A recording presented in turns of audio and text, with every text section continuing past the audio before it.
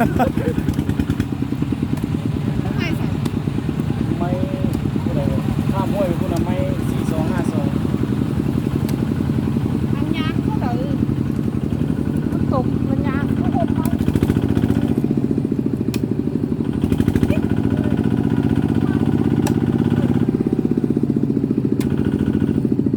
ใส่โซ่ก็เนาะมันซิ่งก็ได้เนาะ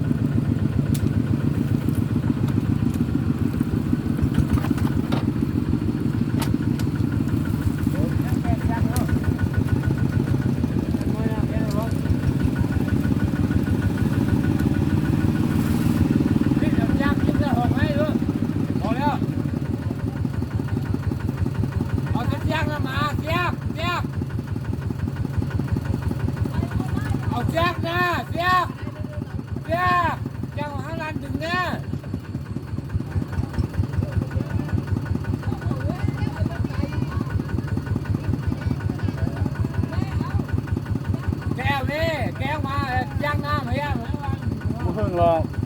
แก้มีแต่คันนั้นดึงถอยหลัง นั่นดึงอะไรเขาลงเนี่ย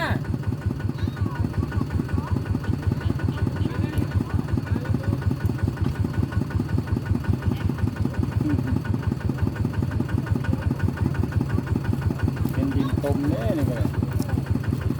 ดึงไปไงบอดึงเข้ามาเลยดึงเลยเขาลงนี่เนี่ย รถเขาแพ้ แล้วของไม่ทำมันยัดเป็นหัวน้ำมาเลยแล้วมาเลยที่เนี่ยไม่ไปไกลเขาโอ้ยไปคนเดียวแล้วยันขาเลยมีใครเขาได้คนเดียวอยู่ได้ มาที่คาให้ค่ำที่เลยนะ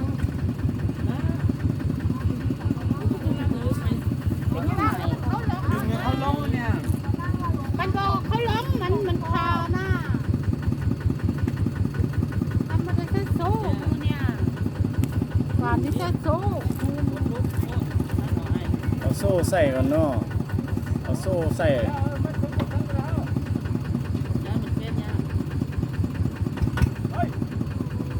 ไอ้เส้นใดนี่มันก็ได้เร็วเนี่ยอ้าวคลิกไม่เบื่อเสียง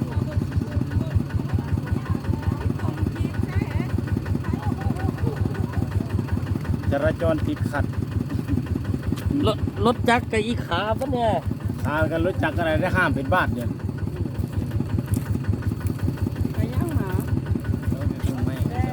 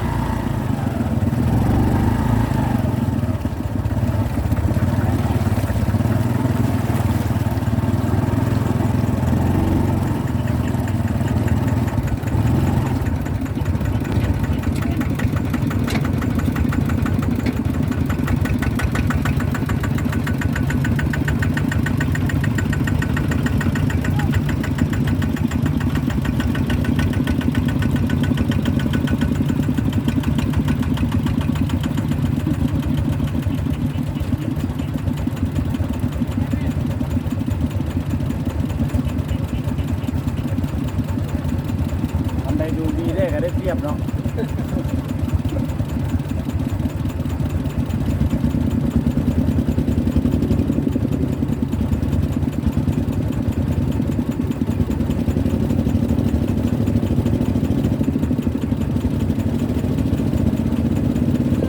ไอ้หินแดงขายมัน หากันล่องเอา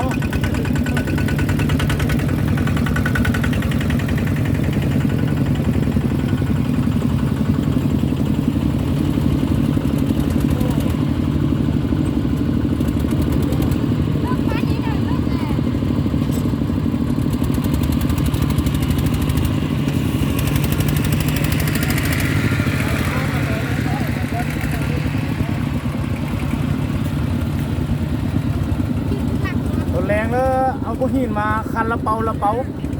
แค่มึงหินเดียวคง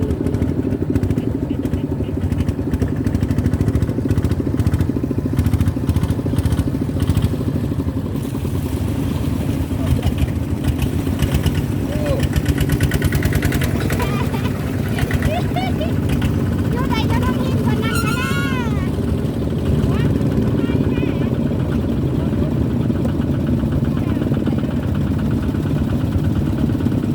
เห็นไหม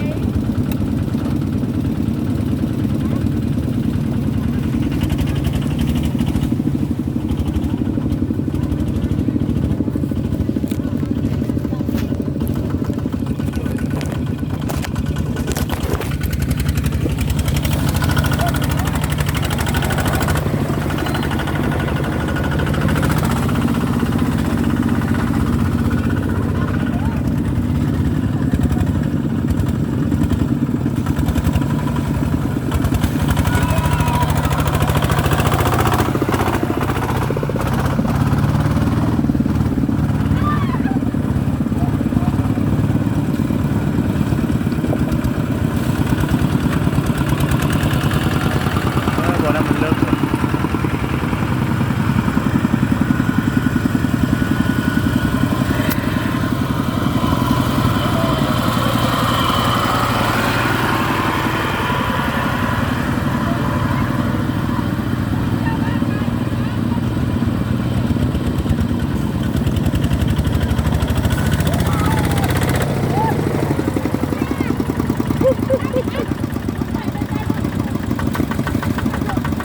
เอาโยนบ่ฮอดโยนได้ฮอดพุ่นนะแม่บอลเลิกนะ